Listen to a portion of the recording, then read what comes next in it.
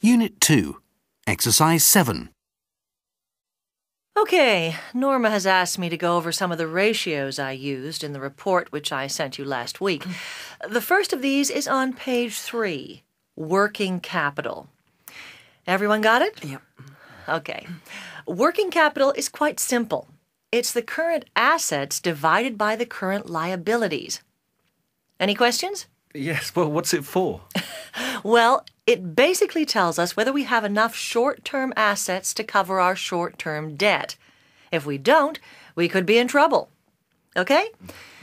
Good. Next is return on assets. This is net income plus interest expense divided by total assets. Before you ask, it allows us to evaluate the way we use our assets.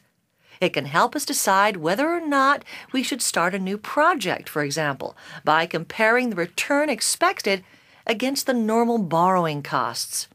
Is that clear? I have a question. What's debt-asset ratio?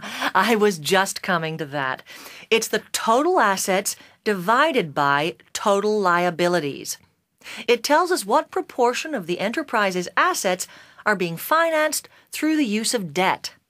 If this ratio is high in a market with increasing interest rates, creditors are going to get worried. The debt-asset ratio determines the funding leverage of the enterprise. Okay? If there are no questions, I'd like to move on to the next